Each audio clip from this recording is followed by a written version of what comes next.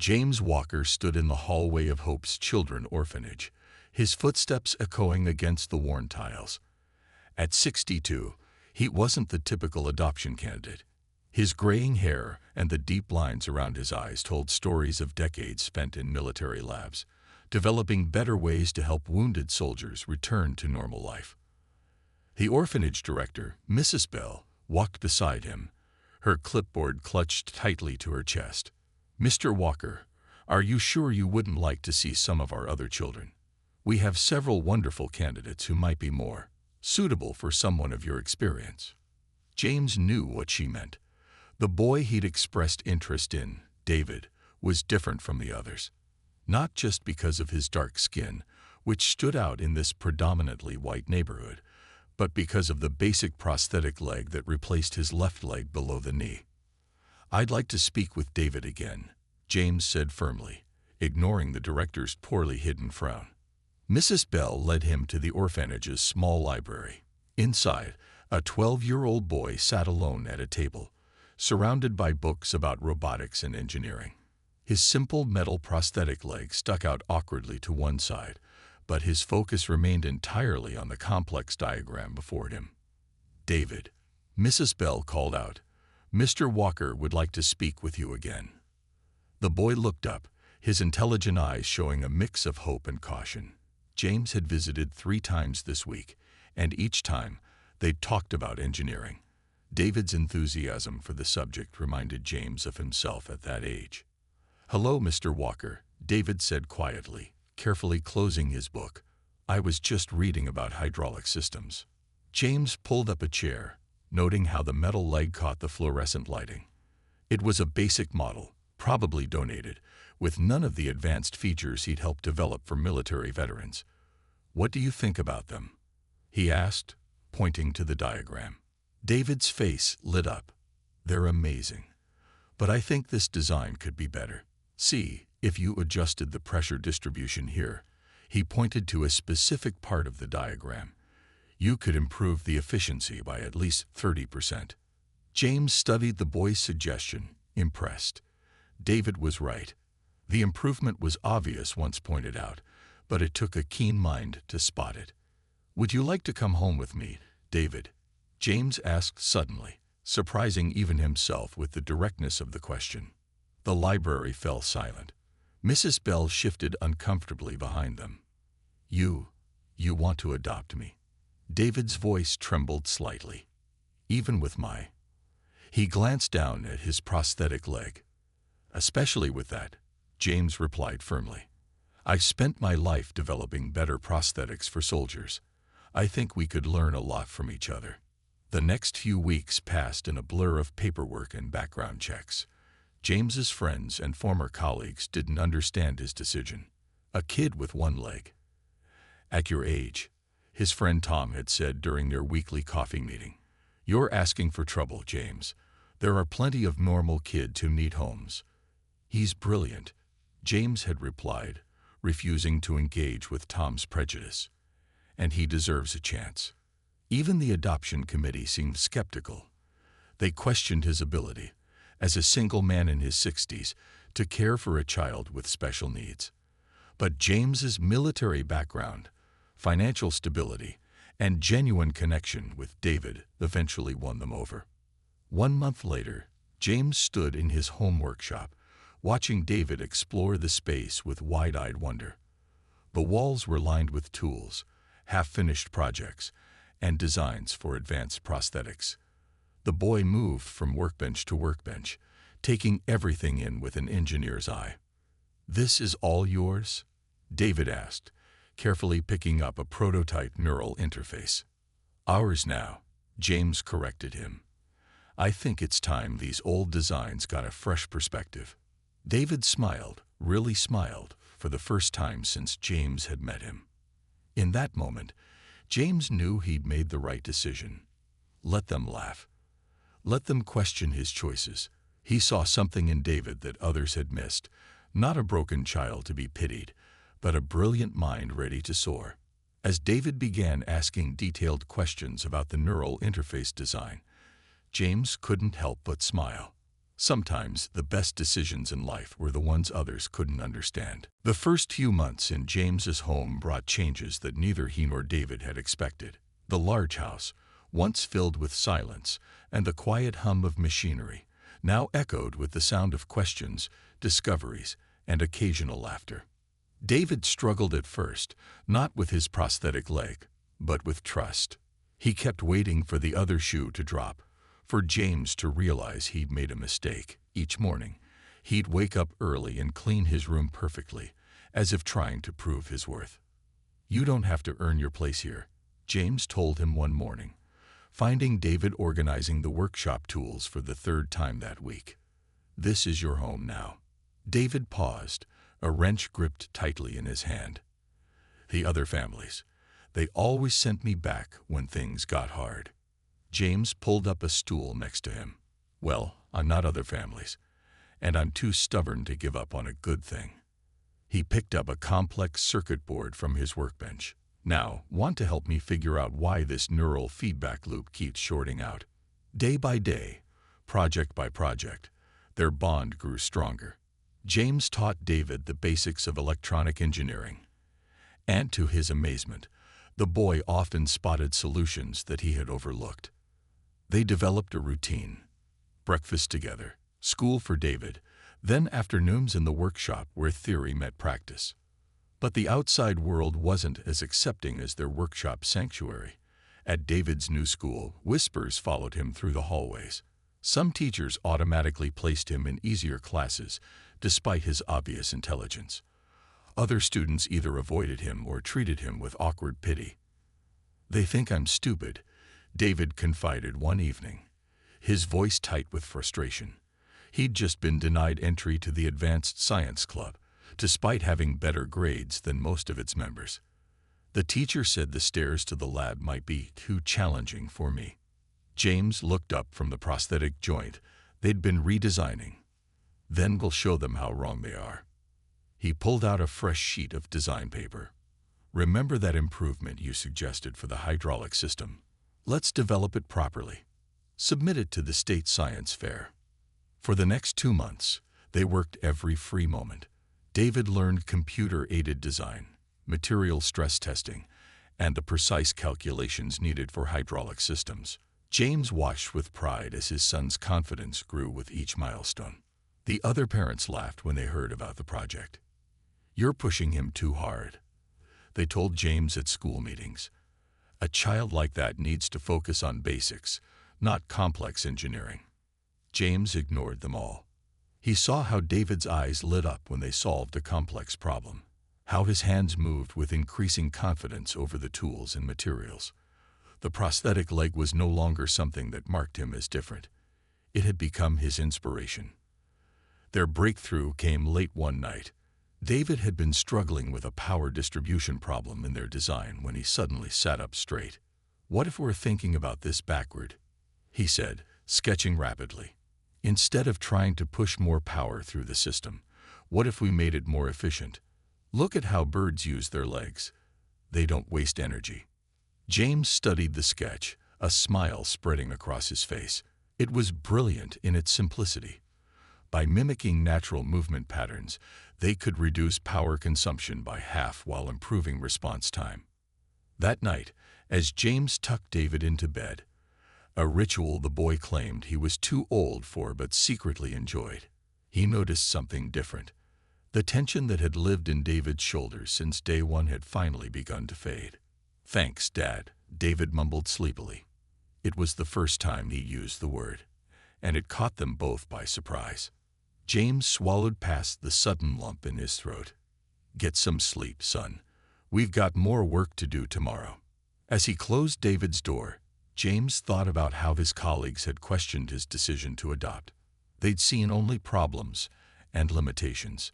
But here, in this house that had become a home, James saw what they couldn't. The future, bright and full of possibilities, taking shape under his son's capable hands. 4 years passed in a blur of grease-stained notebooks and late-night engineering sessions. David, now 16, had grown into a tall, confident young man. His original prosthetic leg had been replaced 3 times, each version better than the last, each one built by his own hands with James's guidance. But today's project was different. David stood in their upgraded home workshop, now filled with advanced testing equipment James had bought with his retirement savings. On the workbench lay something that could change everything. A neural interface unlike anything the world had seen before. "Run the test again," David said, adjusting a microscopic connector under a magnifying glass. James watched from his computer station, monitoring the data streams. "Starting test sequence," James announced, initiating the program. On the bench, a robotic arm connected to their new interface twitched, then moved smoothly, perfectly mimicking the movements of a real hand. David held his breath. Previous tests had worked for a few seconds before failing. But this time, the arm kept moving. 10 seconds. 30 seconds. A full minute. "Dad," David whispered, "I think we did it." James checked the readings again. The neural signals were flowing perfectly through their new interface design. No degradation. No lag. Just smooth, natural movement, as if the mechanical parts were real flesh and bone. "No, son," James corrected him, his voice thick with pride. "You did it. This design was all yours." It had started as a simple question. Why did most prosthetics feel like tools instead of body parts? David, drawing from his own experience, had realized the problem wasn't in the mechanical design. It was in how the artificial limb communicated with the brain. The door chime interrupted their celebration. Dr. Miller from the Global Space Initiative, GSI, had arrived for their demonstration. James saw David straighten his shoulders, preparing for the skepticism they'd faced so many times before. Dr. Miller entered, followed by 2 assistants carrying complex testing equipment. His eyes immediately went to David's prosthetic leg, then quickly looked away. "Mr. Walker," he addressed James, ignoring David completely. "You claim to have made progress in neural interface technology." "My son has made the breakthrough," James corrected firmly. "David will demonstrate." Dr. Miller's expression tightened, but he nodded stiffly. David began his presentation, explaining how traditional interfaces treated the nervous system like a simple input/output device. His design instead created a true dialogue between mind and machine, allowing for natural learning and adaptation. "Impossible," one of the assistants muttered when David described the success rates. "The signal degradation alone would be solved by this," David interrupted, bringing up a holographic display of his micro-lattice design. The room fell silent. Even Dr. Miller leaned forward, eyes widening. That's brilliant," he whispered. "The crystalline structure acts as a self-clinging signal pathway. But the power requirements would be negligible," David finished, pulling up the test data. "The system learns and adapts, becoming more efficient over time, just like a real nervous system." For the next hour, they ran every test Dr. Miller could devise. Each one confirmed what David had achieved, a perfect bridge between human and machine. "The GSI has several research positions opening," Dr. Miller said finally, his earlier prejudice forgotten in the face of genius. "We'd be very interested in having you join our team." David smiled politely. "Thank you, but I'm still in high school. Though I'd be happy to collaborate on implementing the interface in your space program." After the GSI team left, James pulled out 2 sodas from their workshop fridge, their traditional celebration drink. "You know," he said, handing one to David, "most kids your age would jump at a job offer from the GSI." David popped open his soda. Most kids didn't have someone believe in them when no one else would.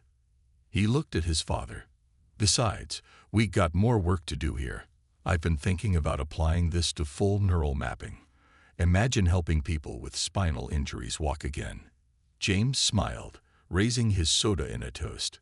The world had laughed at them, but sitting here in their workshop, he knew they'd only begun to show what was possible when someone looked past the surface to see the potential within. The day Earth changed forever started normally enough. David stood on the stage at the Global Science Conference, preparing to present his neural interface technology to the world's leading scientists.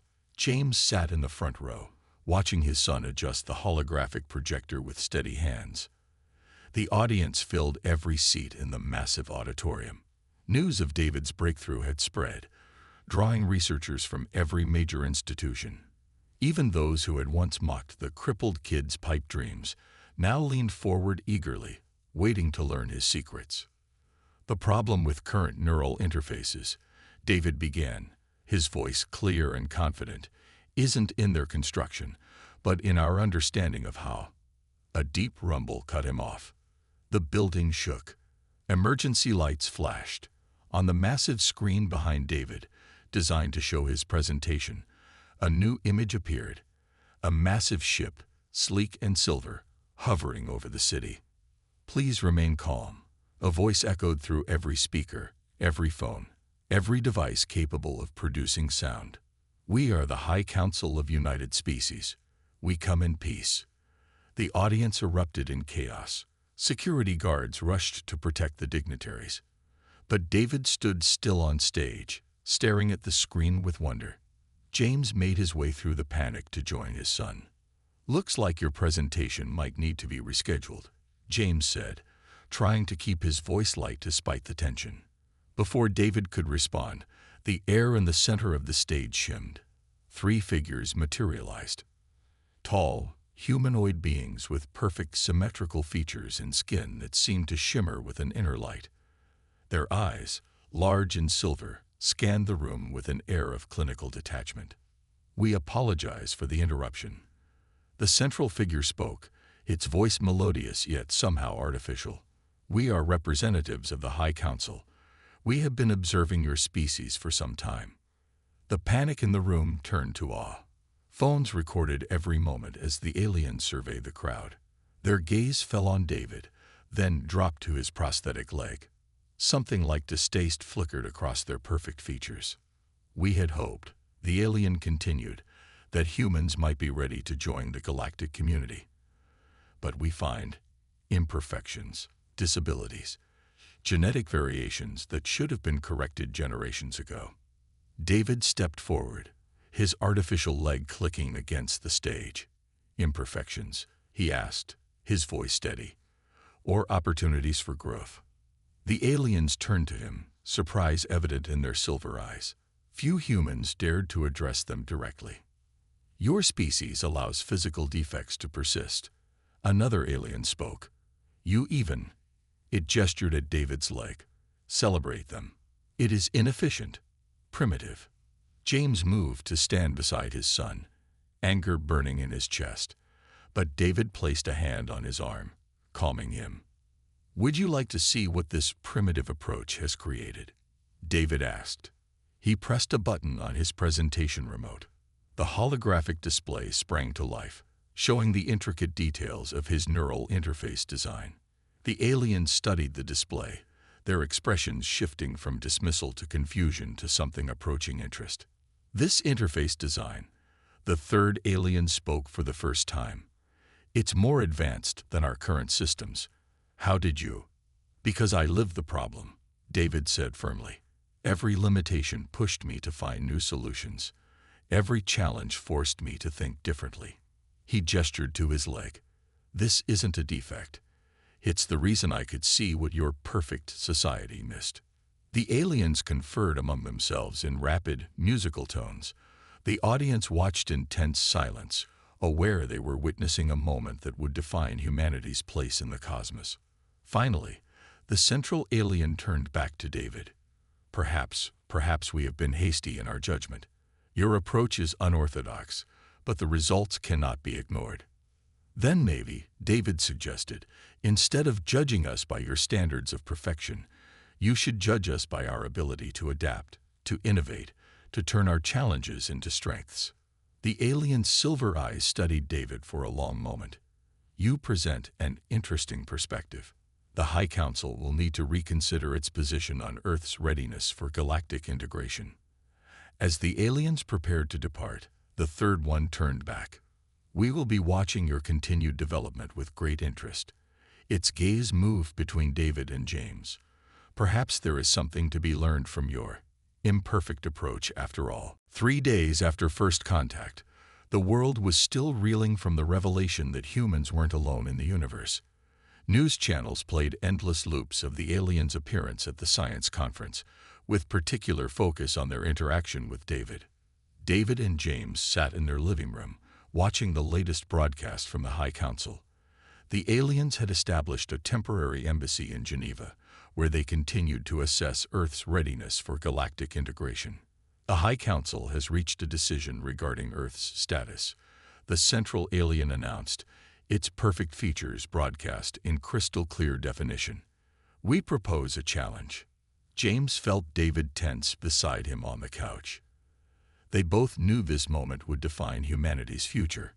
In 3 months' time, we will host a galactic engineering competition, the alien continued. Representatives from all worlds seeking admission to the Council will present their solutions to a universal problem, creating a seamless interface between organic and mechanical systems that works across all known species. The alien's silver eyes seemed to look directly through the screen at David. Earth may send one representative. Should your solution prove superior, your world will be granted full membership in the galactic community, with all associated benefits and technologies.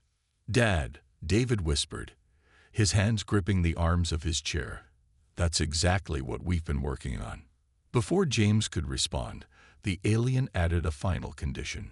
However, should Earth's solution prove inadequate, your world will be placed under quarantine for the next 100 years, deemed unready for advanced civilization.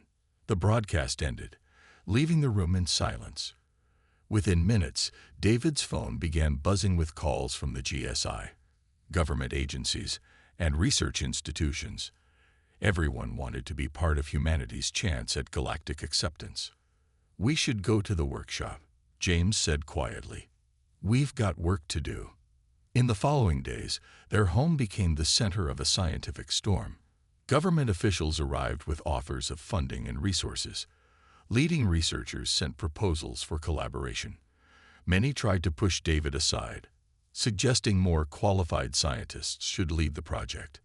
I don't understand, one official complained to James.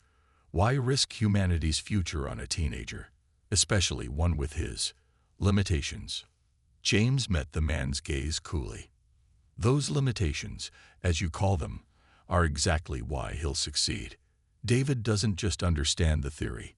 He lives it every day. The pressure mounted as the days passed.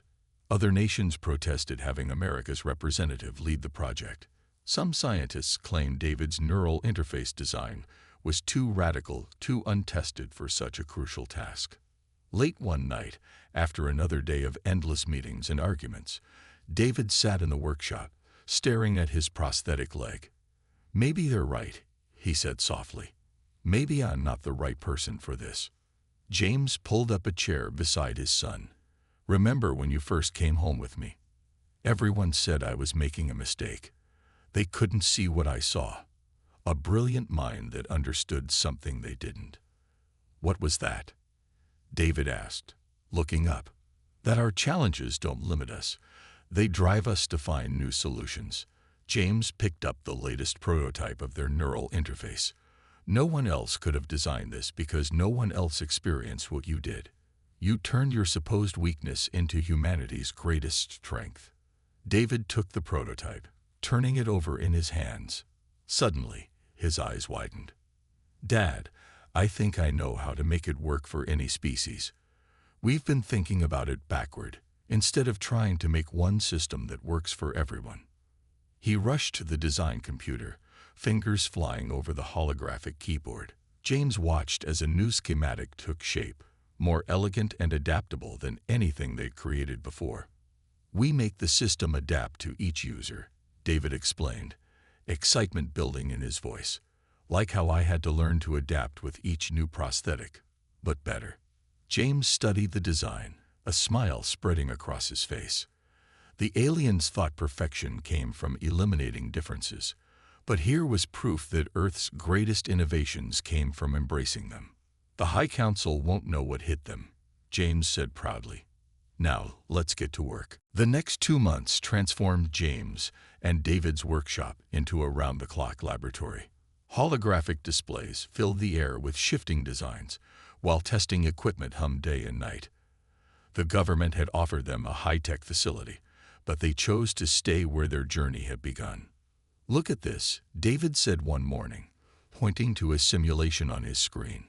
He hadn't slept in 20 hours, but his eyes were bright with excitement. Each neural pathway creates its own unique signature, like a fingerprint. James leaned closer, studying the complex patterns. Alien biological data scrolled past, information provided by the High Council for the competition. Each species had its own way of processing neural signals, from the crystalline thought patterns of silicon-based life forms to the quantum neural networks of energy beings. "Most teams are trying to create a universal translator," David explained, pulling up his new design. "But that's impossible. There are too many variables. Instead, we're building something that learns and grows with each user." The prototype sat on their workbench, a small silvery device that looked deceptively simple. Inside, millions of nanoscale components waited to reshape themselves based on their users' unique neural patterns. "It's like how I learned to walk with each new prosthetic," David continued. "The device doesn't force the user to adapt to it. It adapts to them." A chime from their security system interrupted them. Another High Council observer had arrived for their daily inspection. These perfect beings had been watching Earth's progress closely, particularly David's team. The alien observer materialized in their workshop, its silver eyes taking in the controlled chaos of their workspace. "Your approach continues to be unorthodox," it stated, looking at the scattered tools and half-finished prototypes. "Sometimes the messiest paths lead to the best solutions," James replied, noting how the alien's gaze lingered on David's prosthetic leg. David stood up, stretching his stiff muscles. "Would you like to test our latest prototype?" he offered. The alien hesitated. A first. Until now, they had only observed, never participated. "Our directive is to monitor, not interact," it said, but James noticed a hint of curiosity in its voice. "How can you truly understand our solution without experiencing it?" David pressed. He picked up the prototype. "This isn't just technology. It's a bridge between different ways of being." After a long moment, the alien nodded. David carefully attached the device to the alien's neural cluster, a spot they had identified from the biological data provided. "Now," David instructed, "think about moving this robotic hand." The mechanical hand on the workbench twitched, then moved smoothly, perfectly mimicking the alien's mental commands. The observer's silver eyes widened. "This is impossible," it whispered. "The neural patterns, they're adapting in real time." "Not impossible," David corrected gently. "Just different from what you expected. Watch this." He adjusted a setting, and the robotic hand began providing tactile feedback. The alien gasped as it felt texture and temperature through the mechanical fingers. "How did you achieve this level of integration so quickly?" the observer asked, genuine amazement breaking through its usual detachment. "Because we didn't start with perfection," James explained, placing a hand on David's shoulder. "We started with challenges that needed solutions. Every limitation became a stepping stone to something better." The alien studied them both, its perfect features showing the first hints of understanding. "Perhaps," it said slowly, "our pursuit of perfection has limited our perspective. We eliminated variation in search of ideal forms, but in doing so, you lost the drive to adapt," David finished. "To find new ways around obstacles." He gestured to his prosthetic leg. "Sometimes what others see as a weakness can become your greatest strength." The observer was quiet for a long moment, still moving the robotic hand with growing wonder. Finally, it spoke. "I must report this to the High Council. Your approach, it challenges many of our fundamental assumptions." As the alien prepared to depart, it turned to David. "We had thought Earth primitive for embracing imperfection. Now I wonder if perhaps we have been primitive in trying to eliminate it." After the observer vanished, James looked at his son with pride. "You're not just building a device," he said quietly. "You're changing how they see the universe." David smiled, already turning back to his work. "We've got 1 month left," he said. "Let's show them what humanity's imperfections can really do." The High Council's grand chamber looked like something from a dream. Crystalline walls stretched hundreds of feet high, while representatives from 1,000 worlds filled the circular tiers. Some were humanoid, others were forms of pure energy, and some defied description entirely. David stood on the presentation platform, his prosthetic leg gleaming under the ethereal lights. James watched from the Earth delegation section, his heart swelling with pride. Their final prototype, sleek and silver, rested on a pedestal beside David. "Representatives of Earth," the head counselor's voice resonated through the chamber. "You may begin your demonstration." David took a deep breath. They had spent the last week rehearsing this presentation, but now, facing the assembled might of galactic civilization, the stakes felt overwhelming. "Honored Council," David began, his voice steady despite his nervousness. "Before I show you our solution, I want to tell you a story about adaptation." Murmurs rippled through the chamber. This wasn't the technical presentation they had expected. "When I was young, many thought I was broken because I had lost my leg." David gestured to his prosthetic. "But one person saw something different. He saw how each challenge I faced forced me to adapt, to think in new ways, to find solutions others hadn't considered." The head counselor leaned forward, silver eyes fixed on David. "While your personal history is interesting, we are here to evaluate technological solutions." "My history is the solution," David replied firmly. He lifted the prototype. Every other team tried to create a universal system, forcing different species to adapt to their technology. We did the opposite. He activated the device. A holographic display appeared, showing the internal workings. Our interface doesn't impose a single solution. Instead, it learns and grows with each user, creating a unique neural pattern based on their individual needs and capabilities. David turned to the assembled representatives. "Would any of you be willing to help me demonstrate?" The chamber fell silent. Then, from the energy being section, a pulsing light floated down to the platform. From the silicon-based life forms, a crystalline entity stepped forward. A massive tentacled creature from the outer rim joined them. One by one, David connected the device to each volunteer. The chamber watched in amazement as the interface adapted to each species' unique neural structure. The energy being controlled solid matter for the first time. The crystalline entity experienced organic sensations. The tentacled creature operated fine mechanical tools with perfect precision. "Impossible," one council member whispered. "The neural patterns are too different. The energy requirements alone." "Would be impossible," David agreed, "if we tried to force one system to work for everyone. But by letting the interface adapt to each user, we create perfect harmony between organic and mechanical systems." He brought up new data streams. "Watch how the neural patterns evolve.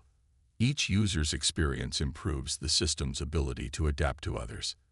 It's not just an interface. It's a bridge between different ways of being." The head counselor stood, approaching the platform. "You claim this adaptability comes from your own imperfection. It comes from understanding that there is no such thing as perfection," David corrected. "Only different ways of experiencing the universe. My prosthetic leg taught me that limitations aren't weaknesses. They're opportunities to find new solutions." He gestured to the volunteers, each still marveling at their new capabilities. "Look at what we can achieve when we stop trying to make everyone the same and start embracing our differences." The chamber erupted in discussion. Species that had never been able to interact were suddenly sharing experiences through David's interface. Ancient barriers between different forms of life began to crumble. The head counselor raised a hand for silence. "In all our pursuit of perfection," they said slowly, "we never considered that adaptation itself might be the highest form of advancement." They turned to David, then to the Earth delegation.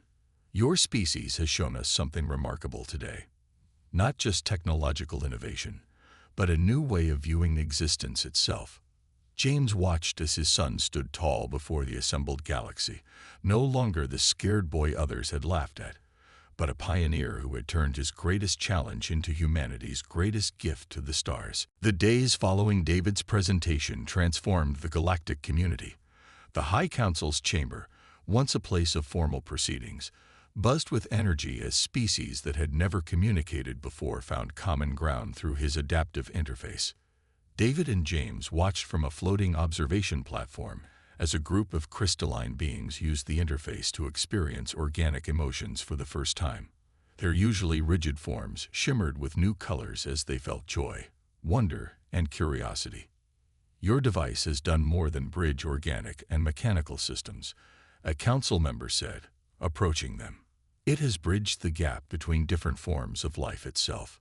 Below them, an energy being was teaching a group of silicon-based life forms how to perceive quantum fluctuations, while they shared their understanding of crystalline thought patterns. Each species learned and adapted, growing stronger through their differences rather than despite them. We were wrong, the council member continued, their perfect features showing hints of humility, an expression that would have been impossible just days ago. For millennia, we sought to eliminate imperfection. We believed that standardization was the path to advancement. James watched as his son adjusted the interface settings for a new group of users. Sometimes the hardest patterns to see are the ones we take for granted, he said quietly. The council member nodded. We engineered our own species to remove what we saw as flaws. In doing so, we also removed our ability to adapt, to see beyond our predetermined patterns. A commotion near the chamber's center drew their attention. A species of beings that existed as pure mathematical thought had made a breakthrough. Using David's interface, they had found a way to translate their abstract equations into feelings that organic beings could understand. Each difference creates a new possibility, David explained, watching the exchange with pride. When I was learning to walk with my prosthetic leg, every challenge taught me something new. It wasn't about becoming normal. It was about finding my own way to move through the world. The council member's silver eyes studied David's prosthetic leg with new understanding. Your species' greatest strength is not your technology, they said. It is your ability to turn what others see as weaknesses into sources of innovation. Suddenly, alerts flashed through the chamber. The High Council's central computer had detected something unprecedented. The continuous exchange of experiences through David's interface was creating new neural patterns, ways of thinking and perceiving that had never existed before. Impossible, the council member whispered, studying the data streams. The combined neural patterns are evolving faster than our most advanced AI systems. David smiled. Not impossible, just unexpected. When different ways of thinking come together, the possibilities are endless. The chamber's massive screens displayed the emerging patterns. Species that had been limited to their own forms of perception were developing new senses, new ways of understanding the universe. The rigid boundaries between organic, mechanical, and energy-based life began to blur. We thought perfection meant eliminating variation, the council member said, watching as their own people began to show signs of change, their uniform appearances taking on subtle differences. But true perfection is the ability to grow, to change, to see through other eyes. James put his hand on David's shoulder, remembering the day he'd first seen a lonely boy in an orphanage, seeing potential where others saw only limitation. Every difference is a gift, he said, if we're brave enough to embrace it. The council member turned to them, their perfect features now showing genuine emotion. The High Council has made a decision. Earth will not only be granted full membership in the galactic community, we want to establish a new center of learning on your planet, a place where species from across the galaxy can come to learn the power of adaptation. David's eyes widened. You want to build it on Earth? Yes, the council member replied. Because your world has proven that embracing imperfection, accepting challenges, And celebrating differences doesn't make a species weak. It makes them limitless. Above them, the chamber's crystalline walls reflected the light of 1,000 different forms of life, each one unique, each one valuable, each one adding its own color to the tapestry of existence. The age of enforced perfection was ending. The age of endless adaptation had begun. 5 years after Earth joined the galactic community, the James and David Walker Center for Adaptive Studies stood as a shining beacon of innovation on the outskirts of their old hometown. The sprawling complex combined Earth architecture with alien engineering, creating a space where all species could feel at home. James walked through the main hall, his steps slower now, but his eyes still bright with wonder. At 70, his hair had turned completely white, but he continued to teach and inspire. Students from across the galaxy stopped to greet him, some floating, some crystalline, some existing as pure energy, but all united in their pursuit of knowledge. In the central laboratory, David was teaching a class on neural adaptation. At 21, he had grown into a respected leader in the galactic scientific community. His prosthetic leg, now incorporating both Earth and alien technology, served as a living example of the principles he taught. Adaptation isn't about becoming something else, David explained to his diverse group of students.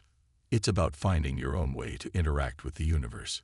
He gestured to a holographic display showing neural patterns from a dozen different species. Each of your minds processes reality differently, and that diversity is our greatest strength. A young silicon-based being raised their crystalline appendage. But Professor Walker, my people always taught that uniformity was essential for advancement. How can disorder lead to progress?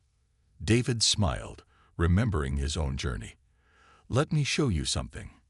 He pulled up an old photograph on the main screen, a picture from his first day at the orphanage, sitting alone with his basic prosthetic leg. Many people saw this as disorder, he said. They thought I needed to be fixed to be whole. But my father saw something different. He glanced at James, who had quietly entered the back of the classroom. He saw that my challenge could lead to understanding that others had missed.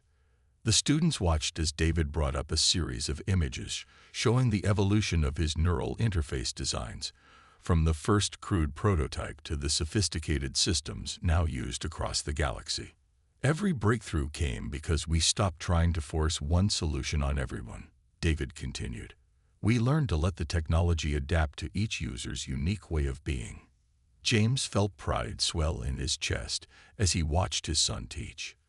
The boy others had laughed at now stood at the forefront of a revolution in how different species understood each other. The center itself was proof of how far they'd come, a place where differences weren't just accepted, but celebrated as sources of innovation. After the class, a High Council observer materialized beside them. Unlike the perfect, uniform beings of 5 years ago, this one showed individual characteristics, a sign of how much even their species had changed. The Council has reviewed the Center's latest results, the observer said. The new adaptive technologies your students have developed are transforming lives across the galaxy. Species that could never communicate before are sharing experiences, learning from each other. David nodded, remembering how it all began. Every challenge is an opportunity to grow, he said, unconsciously echoing what James had taught him so many years ago. The observer turned to James. You saw potential where others saw limitation. The galaxy owes you a debt for that vision. James shook his head. I just gave him a chance. David did the rest. Later that evening, father and son stood on the center's observation deck, watching ships from across the galaxy arrive with new students eager to learn. Below them, beings of all forms mingled and learned together, each one bringing their own unique perspective to the grand experiment of existence. Remember when they used to laugh? David asked quietly, looking at his father. James smiled. They're not laughing now. No, David agreed. Now they're learning what you taught me, that our differences don't make us weak. They make us stronger. As the stars came out above them, father and son stood together, watching the future they had helped create unfold. Around them, the universe continued to adapt and grow, becoming richer and more beautiful with each new variation, each unique way of being. What had started with one man's decision to adopt a boy others had rejected had grown into something that transformed the galaxy. It was a reminder that the greatest changes often start with the simplest acts of understanding, seeing potential where others see only limitations.